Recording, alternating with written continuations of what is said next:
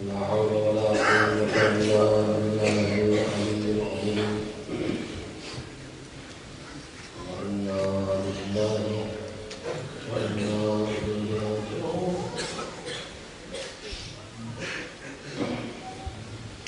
السلام عليك يا رسول الله أحسن الله العذاب فيه وملك المرسلين السلام عليك يا أمير المؤمنين أحسن الله لك العذاب فيه وملك الحسين السلام عليك يا فاطمة الزهراء أحسن الله لك العذاب فيه وملك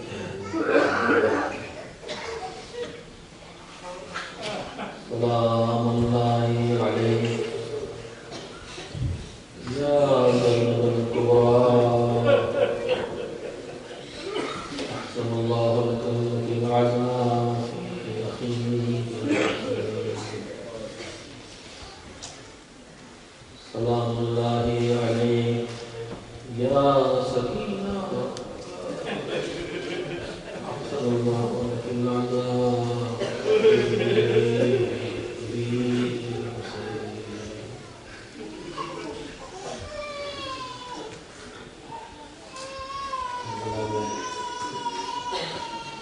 فاطمہ کا سارا جو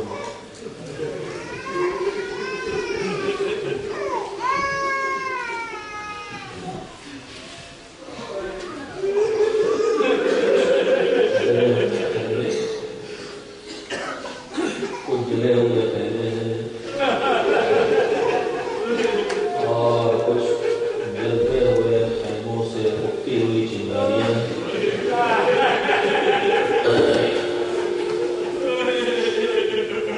اور کچھ جلے ہوئے خیموں اور اٹھتی ہوئی چنگاریوں کے درمیان وہ سہنے ہوئے بچے ہیں کہ اب ہمارے خوف کے التش التش کی آوازیں سنتے ہوئے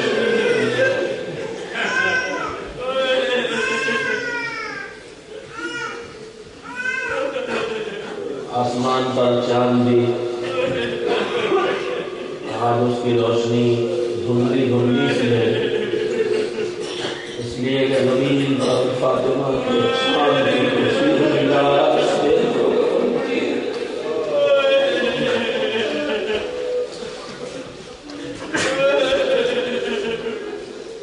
سہنے ہوئے بچوں کو لیے ہوئے جلتی ہوئی خاک پر خیموں کی راہ کے کنارے ایک بی بی سب کو سمیٹے بیٹھی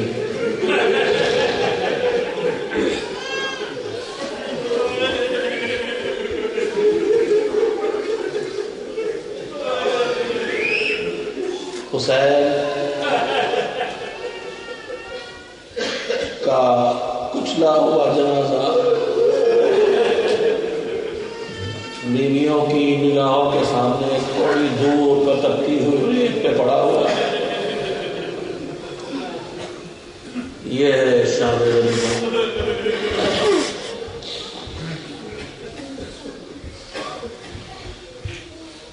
سن 4 ہجری کا واقعہ ہے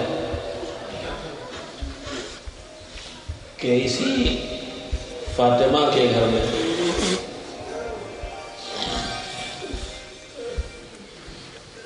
وہ حسین دنیا میں آیا تھا کہ دنیا میں پہلی مرتبہ یہ واقعہ دیکھا تھا کہ جب کوئی بچہ آتا ہے تو بزرگ خوش ہوتے ہیں، لیکن پہلی بار یہ واقعہ دیکھا گیا تھا کہ ایک بچہ ایسا آیا ہے جس کے آنے پر بزرگ خوش تو ہیں مگر ساتھ ہی ساتھ آنکھوں میں آنسو بھی ہیں۔ روایت کہتی ہے جناب ام سلمہ راویہ ہیں کہ پیغمبر خدا تشریف لائے اور انہوں نے آگے کہا کہ ام سلمہ میں حجرے کسی کو حجرے کے اندر نہ آنے دینا۔ جناب ام سلمہ حجرے کے دروازے پر بیٹھ گئی۔ تھوڑی دیر گزری تھی کہ چھوٹے شہزادے تشریف لے آئے اور انہوں نے حجرے کے اندر اپنے نانا کے پاس جانا چاہا۔ جناب ام سلمہ کہتی ہیں کہ میں نے چھوٹے شہزادے کو روکا تو حسین کی آواز رسول کے کانوں تک پہنچ گئی اور رسول اکرم نے وہیں سے صدا دے کے کہا کہ ام سلمہ حسین کو آنے دو۔ امام حجرے کے اندر داخل ہو گئے۔ جناب ام سلمہ کہتی ہیں تھوڑی دیر کے بعد میں جب حجرے میں داخل ہوئی تو میں نے دیکھا کہ حسین تو اپنے نانا کے سینے پہ سو رہے ہیں، لیکن رسول اللہ کی آنکھوں سے آنسو بہ رہے ہیں۔ جناب ام سلمہ نے پوچھا رسول اللہ آپ کا یہ بیٹا ہے، آپ کا یہ نواسا ہے، آپ کتنی تکلیف میں کیوں نہ ہو، یہ بچہ آپ کے قریب آ جاتا تھا تو آپ کے لبوں پہ تبسم آ جاتا تھا، آج یہ آنکھوں میں گریا کیسا ہے؟ کہا ام سلمہ حسین میری گود میں آئے، میرے سینے پہ لیٹے، میں انہیں سونگ رہا تھا، ان کی خوشبو لے رہا تھا کہ ایک مرتبہ آسمان سے جبریل آئے اور انہوں نے آ کے کہا کہ رسول اللہ آپ اپنے جس بچے سے اتنی محبت کرتے ہیں یہ کربلا کے میدان میں 3 دن کا بھوکا پیاسا ذبح کیا جائے گا۔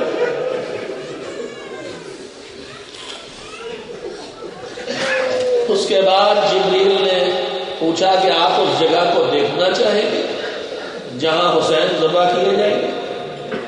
رسول نے خواہش ظاہر کی، جبریل نے اشارہ کیا، زمین کربلا بلند ہوئی، جبریل نے ایک مٹھی خاک اس سے اٹھا کے پیغمبر کو دی، جو خاک پیغمبر کے ہاتھوں میں تھی۔ پیغمبر نے وہ خاک جناب ام سلمہ کو دے دی اور کہا ام سلمہ یہ خاک اپنے پاس رکھو، جب میرا بچہ مارا جائے گا تو یہ خاک خون سے بھر جائے گی۔ وقت گزرا، رسول دنیا سے رخصت ہوئے اور فاطمہ کا گھر اجڑنا شروع ہو گیا، در فاطمہ پہ آگ لگائی گئی، بیوی کو در و دیوار کے درمیان پیسا گیا، حضرت محسن شہید ہوئے، زمانہ اور آگے بڑھا، عین عالم سجدہ میں نماز پڑھتے ہوئے علی کے سر پہ ضربت لگی۔ اس کے بعد زہر سے حسن مجتبیٰ کے کلیجے کے 72 ٹکڑے ہوئے اور اب پنجتن پاک میں تنہا حسین رہ گئے۔ وہ وقت بھی آیا جب حسین اپنی نانی سے رخصت ہونے کے لیے آئے، نانی اب مدینہ چھوڑنا پڑے گا، ہم مدینے سے جا رہے ہیں۔ جناب ام سلمہ نے ہر طرح سے روکا اور سمجھایا۔ جب حسین نے مشیت الہی کا اظہار کیا تو جناب ام سلمہ نے ایک جملہ کہا کہ بیٹا ٹھیک ہے جا رہے ہو تو جہاں جی چاہے جاؤ، لیکن دیکھو عراق کی طرف نہ جانا، اس لیے کہ تمہارے نانا نے ہمیں بتایا تھا کہ کربلا کے میدان میں تم شہید کیے جاؤ گے، اور یہ خاک ملی تھی۔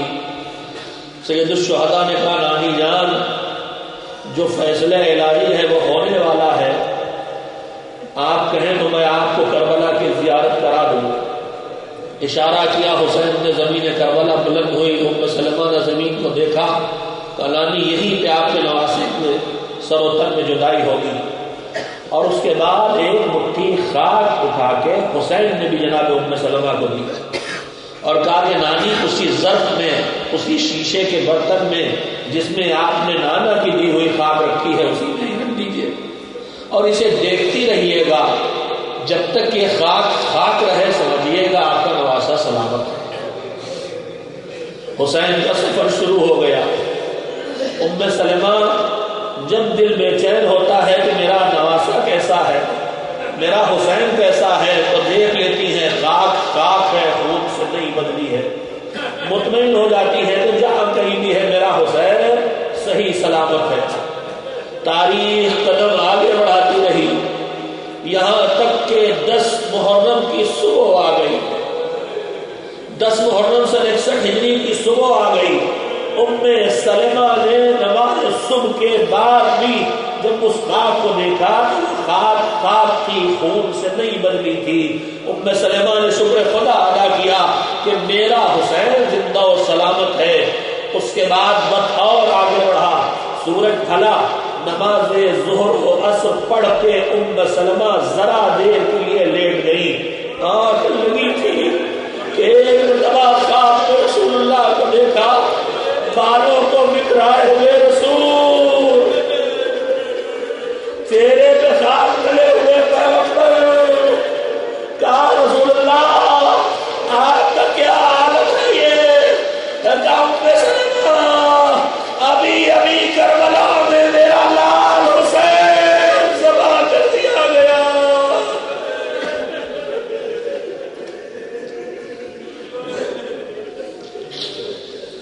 حسین ذبح کر دیا گیا۔ ام سلمہ نے گھبرا کے آنکھ کھلی، ام سلمہ نے جو خواب اٹھا کے دیکھا تو شیشے میں ایک تازہ خون تھا بھرا ہوا۔ ام سلمہ بے چین ہو گئی، ارے میرے لال حسین۔ عصر عاشور حسین کے سوکھے گلے میں جو خنجر چل رہا تھا تو ایک طرف رسول کھڑے تھے، ایک طرف حسین کی مادر گرامی کھڑی تھی اور آواز دے رہی تھی ولدی ولدی ذبحوا ومن شرب الماء منعوا۔ ارے میرے لال ذبح کیا تھا تو ذبح کیا تھا، مجھے وقت ذبح اتنے پیاسے تھے قطرے آپ تک نہ دیا۔ حسین کربلا میں ذبح ہو گئے اور تھوڑی دیر گزری تھی کہ ایک مرتبہ لشکر خیام حسینی پہ ٹوٹ پڑا، خیموں میں آگ لگنا شروع ہو گئی۔ جس خیمے میں آگ لگتی ہے بیویاں گھبرا کے دوسرے خیمے میں چلی جاتی ہیں، پھر دوسرا خیمہ چلتا ہے، بیویاں تیسرے خیمے میں چلی جاتی ہیں، سروں سے چادریں چھنتی جا رہی ہیں، خیمے جلتے جا رہے ہیں، یہاں تک کہ ساری بیویاں ایک اس خیمے میں جمع ہو گئی جہاں وقت کا امام بستر بیماری میں پڑا ہوا، سروں سے چادریں چھن چکی ہیں، چادر نہیں ہے، سمٹ کے بیویاں ایک دوسرے کا سہارا لے کے اپنے جسم کو چھپانے کی کوشش کر رہی ہیں۔ اب آخری خیمے میں آگ لگنے والی ہے، وقت کے امام کا بازو سید سجاد کا بازو پکڑا زینب کبریٰ نے، بیٹا تمہارے بابا مارے جا چکے تھے، تم یتیم ہو چکے، اب تم امام وقت ہو۔ سارے خیمے جل گئے اور میرے سروں سے چادریں چھن چکی، بیٹا یہ بتاؤ اب ہمیں کیا کرنا ہے؟ زندہ ان خیموں میں جل جانا ہے یا ننگے سر خیموں سے باہر نکلنا ہے؟ امام وقت کا پہلا فیصلہ، آواز دی کو پیما جان کی حفاظت کرنا ہے، بابا کا پیغام پہنچانا ہے، ننگے سر خیموں سے نکلنا ہے۔ زینب کی ذمہ داریاں شروع ہو گئی، بیویوں کو خیموں سے باہر لے جانا زینب کی بڑی ذمہ داری ہے۔ زینب آواز دے رہی ہے بیوی اٹھو، بیوی جلدی سے خیموں سے نکلو، سب بیویاں آگے بڑھ رہی ہیں مگر ایک کم سی بچی زمین پہ بیٹھی ہے۔ زینب کہہ رہی ہے بیٹا جلدی اٹھو، خیمے سے نکلو، آگ لگ رہی ہے۔ کہا پھوپھی ابا خیمے سے نکلے جیسے سر پہ چادر نہیں ہے نا، پھوپھی ابا پہلے چادر تو لا کے دیجیے۔ زینب نے کہا بیٹا تمہارے سر پہ چادر نہیں ہے، ذرا اپنی پھوپھی کے سر پہ نگاہ ڈالو، دیکھو اس سر پہ بھی چادر نہیں ہے۔ زینب نے سارے کنبے کو سمیٹا، جلتے ہوئے خیمے سے لے کے باہر نکلی۔ مقاتل کی روایات کہتی ہیں، خود فوج یزید کا راوی ہے، وہ کہتا ہے میں نے دیکھا کہ سب خیمے حسین کے جل گئے، ایک آخری خیمہ بچا تھا اور ایک بیوی جس کے سر پر ردا چھن چکی تھی وہ آتی تھی بے چین ہو کے جلتے ہوئے خیمے کے قریب، لیکن اتنی تیز آگ تھی کہ کتنے پیچھے ہٹ جاتی تھی۔ یہ شخص آگے بڑھا اور اس نے کہا کہ بی بی یہ تم خیمے کی طرف جا کے پیچھے ہٹتی ہو، کیا خیمے میں تمہاری کوئی قیمتی چیز باقی رہ گئی؟ زینب کبریٰ نے کہا سب کچھ لٹ چکا، ہمارے سروں پہ چادریں تک نہیں ہیں، گوشوارے چھن گئے، پائلیں چھن گئی، کچھ نہیں بچا ہے، سروں پہ چادریں تک نہیں ہیں۔ کا پھر بھی آخر کیا وجہ ہے؟ کہ تم تڑپ تڑپ کے خیمے کے اندر جانا چاہتی ہو، تو کیسے سمجھ سکتا ہے اس خیمے میں میرے بھیا کی امانت، میرا بیمار بھتیجا بستر بیماری کے رش کے عالم میں پڑا ہوا ہے۔ بس ایک مرتبہ زینب نے سارے عزم کو سمیٹا اور جلتے ہوئے خیمے میں یا علی کہتا قدم رکھا، سید سجاد کو بستر سے اٹھا کے کلیجے سے لگایا اور جلتی ہوئی آگ کے درمیان سے گزار کے لے آئی، لا کے فرش زمین کربلا پہ لٹا دیا۔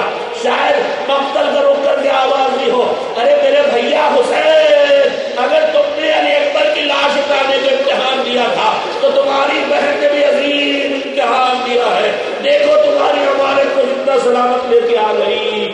اجرکم اللہ۔ زینب نے بیویوں اور بچوں کو سمیٹنا شروع کیا۔ کتنی ذمہ داریاں ہیں جو ایک ساتھ زینب کو ادا کرنا ہے۔ ابھی آپ نے سنا ہے کیسا ماحول ہے، خیمے جل گئے ہیں، سروں سے ردائیں چھن رہی ہے، ایک ظالم ایک بیوی سے جو کچھ ممکن ہے اسے چھین رہا ہے۔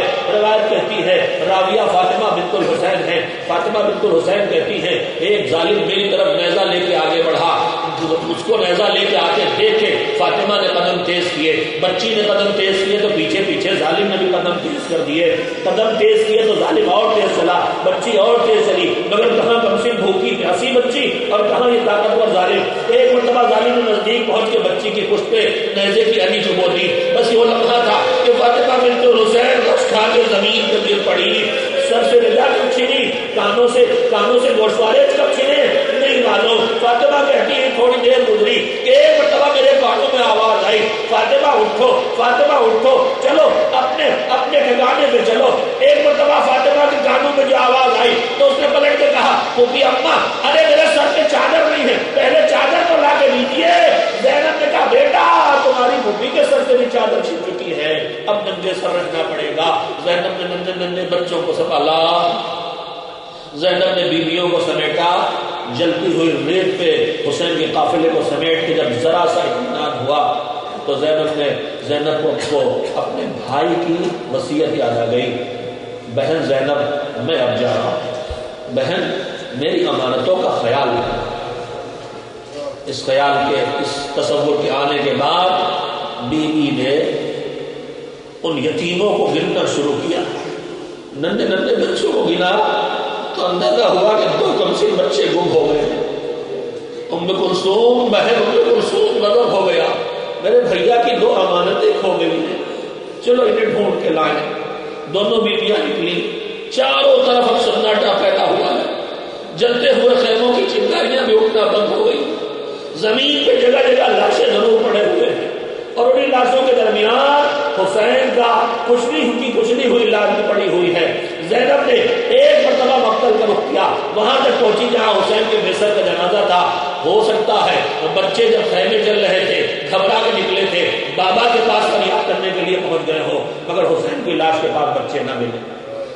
پھر آئی، ہو سکتا ہے اپنے جوان بھیا علی اکبر کے پاس شکایت کرنے پہنچ گئے ہو، بچے نہ ملے۔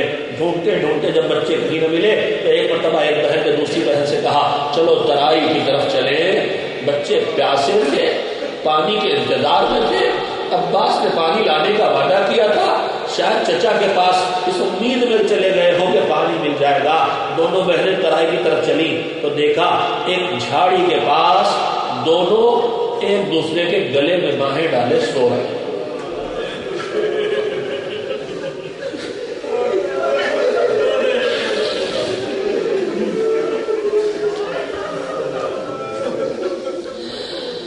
ایک بہن نے دوسری بہن سے کہا، بچے سو گئے ہیں تو سنبھال کے اٹھاتے وقت یاد رکھنا آنکھ نہ کھلنے پائے۔ اس نے کہا کھلی اور انہوں نے پانی مانگا تو ہم پانی کہاں سے لائیں گے۔ ایک بہن نے ایک بچے کو اٹھایا، دوسری بہن نے دوسرے بچے کو اٹھایا، اب جو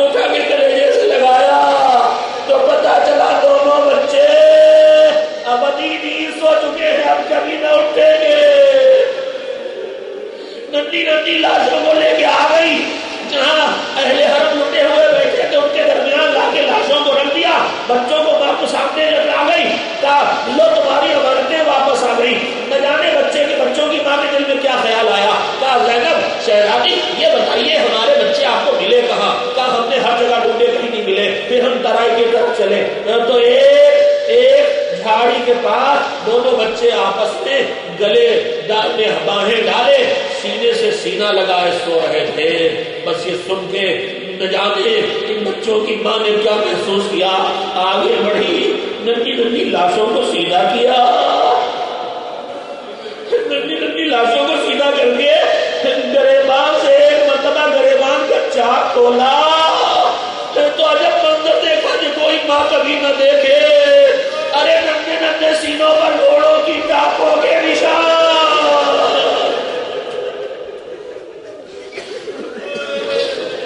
اجرکم اللہ, ننھے ننھے سینوں پر گھوڑوں کی ٹاپوں کے نشان دکھائی دیے.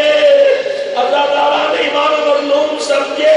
ارے جب خیموں میں آگ لگی تھی بچے گھبرا کے خیموں سے نکلے تھے, گھوڑے دوڑ رہے تھے, دوڑتے ہوئے گھوڑوں کی ٹاپوں کی زد میں آ گئے, سینے کچل گئے, پسلیاں ٹوٹ گئی. باپ نہ تھا کلیجے سے لگاتا, ماں نہ تھی سینے سے لگا لیتی, بھائی نے بھائی کے گلے میں باہیں ڈال دی.